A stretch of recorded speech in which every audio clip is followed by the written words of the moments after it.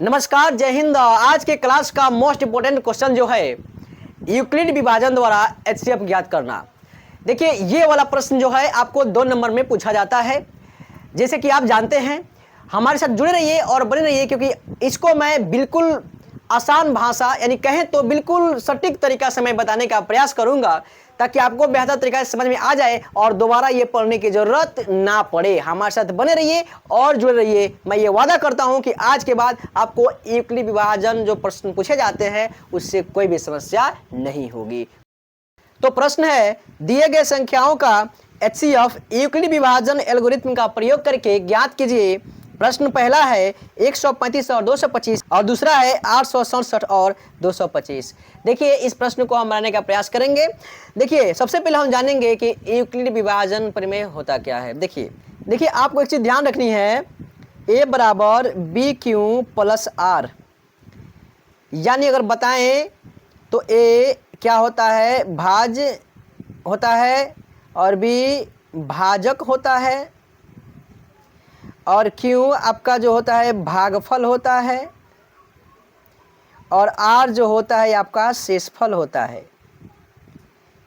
चूंकि आप पिछली कक्षाओं में पढ़े होंगे, भाज्य बराबर भाजक गुने भागफल जोड़ शेषफल। देखिए वही है ए बराबर बी क्यू प्लस आर। इसमें कुछ कंडीशंस है, उसको हम जानने का प्रयास करेंगे। देखिएगा, ए तो आपका भाज्य है, ठीक है, बी क्या है, भाजक है, क्यू क्या है, भागफल, और आर क्या है जी, शेषफल है, ठीक है ना।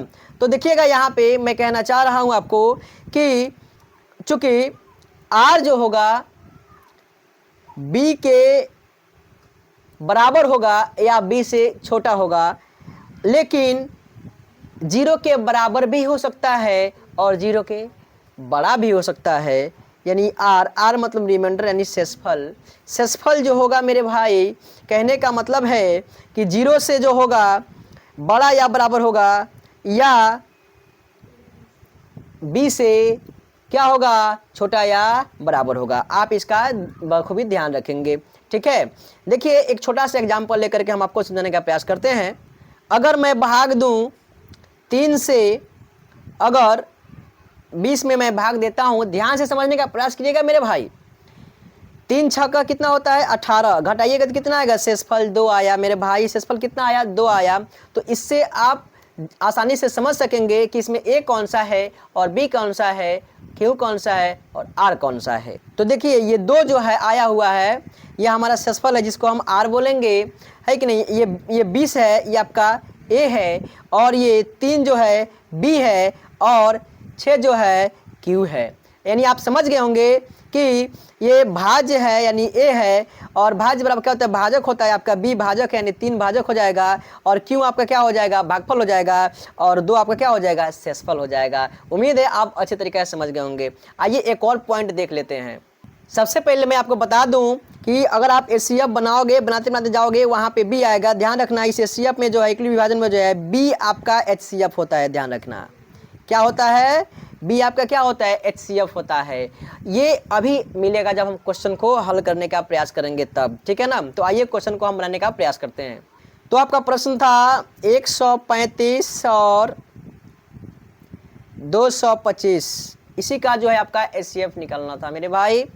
यहाँ पे समझेंगे बिल्कुल बारीकी तरीका से। देखिएगा, आप लिखेंगे हल, उसके बाद से लिखेंगे माना कि ए बराबर 225 और बी बराबर 135। मैं एक चीज़ आपको शेयर कर दूं, बड़ी वाली संख्या को आप ए मानेंगे और छोटी वाली संख्या को आप बी मानेंगे। इसको आप एकदम से ध्यान रखेंगे, अन्यथा भाग देने में आपको परेशानी हो जाएगी। मैंने क्या बताया कि बड़ी संख्या को आप ए मानना और छोटी संख्या को आप बी मानना, इसको आप ध्यान रखना, ठीक है ना। बड़ी संख्या को ए मानना है और छोटी संख्या को मेरे भाई क्या मानना है, बी मानना है, ठीक है। इसको आप बिल्कुल ध्यान में रखेंगे। देखिए, तो अब आती है भाग देने की बारी। क्या, भाग देने की बारी। चूंकि आप इसी फॉर्म में ना भाग देते हो मेरे भाई, बताइए। बिल्कुल, ये बी ए क्यू आर, यानी कहने का मतलब है कि b के जगह पर क्या होगा 135 और a के जगह पर 225, बाकी तो दोनों आ ही जाएगा। देखो फिर अगर आप भाग दोगे 135 से 225 में तो थोड़ा सा लंबा में बनेगा, हम दूसरा पेज ले लेते हैं।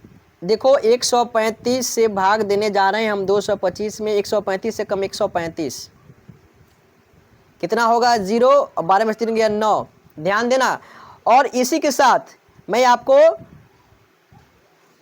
पूरा डाउट क्लियर कर रहा हूं। देखिएगा यहाँ पे, चूंकि आप जानते हैं a का मान क्या है, चूंकि इसके लिए a का मान हो जाएगा 225 मेरे भाई, और b के लिए हो जाएगा 135, और देखना जरा q के लिए हो जाएगा आपका 1 और r के लिए हो जाएगा 90। कोई प्रॉब्लम नहीं ना है, इसको ध्यान रखना।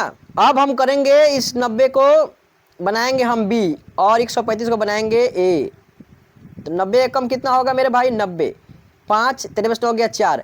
अब देखो ध्यान से, अब ये तो अलग हो गया मेरे भाई। अब देखो, अब यहाँ पे a आपका हो जाएगा 135 और b आपका हो गया 90 और q आपका हो गया 1 और r आपका हो गया कितना मेरे भाई 45। ठीक है, मैं एक एक करके समझाने का प्रयास कर रहा हूँ मेरे भाई। अब इस 45 को आप बना लेंगे क्या b और 90 को बनाएंगे आप a। 45 दूना कितना होता है मेरे भाई 90, ये 0 आ गया, यानी आपका शेषफल क्या आया मेरे भाई 0 आया। जहाँ पे शेषफल 0 आया अब हम वहाँ पे स्टॉप कर देंगे बनाना। ठीक है, तो अब आप इसके लिए लिखेंगे a बराबर 90 मेरे भाई, b बराबर आप लिखेंगे 45 और q बराबर लिखेंगे 2 और r बराबर लिखेंगे 0। मैंने बताया आपको कुछ क्षण पहले कि अगर r का मान 0 आ गया तो आपका वहीं से आंसर निकलेगा, आप इसका ध्यान रखेंगे। ठीक है, मैं थोड़ा सा इसको एडजस्ट कर लूँ। ओके, तो देखिए यहाँ पे आपको 3 स्टेप यानी 3 टुकड़ा में निकला HCF है कि नहीं। अब यहाँ पे आप आंसर जब करोगे ना तो बहुत मज़ा आने वाला है। देखो ज़रा ध्यान से, अब इस वाले HCF का जो है काम ख़त्म हुआ, हम इसको हटाते हैं। अब हम लिखेंगे यूक्लिड विभाजन से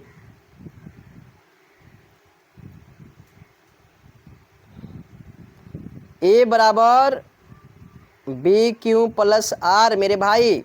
अब देखना, अब इसके लिए a क्या है मेरे भाई 225, आप लिख डालो 225। b क्या है मेरे भाई 135, q क्या है मेरे भाई 1 और r क्या है मेरे भाई 90, लिख डालो, कोई दिक्कत तो नहीं। अब ये दूसरा काम कर लो। अब दूसरा के लिए क्या था a था आपका 135 और मेरे भाई b था 90 और q था 1 मेरे भाई, r कितना है तो 45।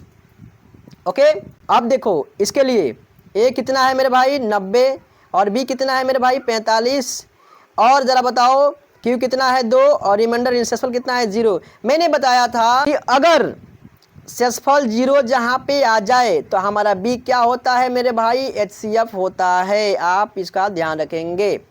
तो कहने का मतलब है कि आपका यहाँ पे r 0 बराबर हो गया, यहाँ पे चूँकि r आपका 0 के बराबर हो गया इसीलिए आपका जो होगा HCF जो होगा आपका b होगा, अर्थात कहने का मतलब है HCF 45 होगा। ये आपका सही उत्तर रहा। मज़ा आया कि नहीं आया? मैंने बहुत ही आसान तरीक़ा से आपको समझाने का प्रयास किया। उम्मीद है आप बहुत ही अच्छे तरीक़ा से समझ गए होंगे। अगर समझ गए हैं ना तो एक काम करिए, आप इस 2 नंबर क्वेश्चन को फटाफट बना डालिए, बन जाएगा, बिल्कुल आसान है। ट्राई खुद से करिएगा, ठीक है। अगर अच्छा लगा हो ना तो वीडियो को शेयर कर दीजिए और सब भी अपने दोस्तों के पास पहुंचा दीजिए। वीडियो को प्यारा सा एक लाइक कर दीजिए, छोटा सा कमेंट भी कर दीजिए। मिलेंगे अगले क्लास में किसी नए टॉपिक यानी VBI क्वेश्चन के साथ। तब तक के लिए जय हिंद, मस्त रहिए, स्वस्थ रहिए, पढ़ाई बहुत अच्छे तरीक़ा से करते रहिए। Thank you.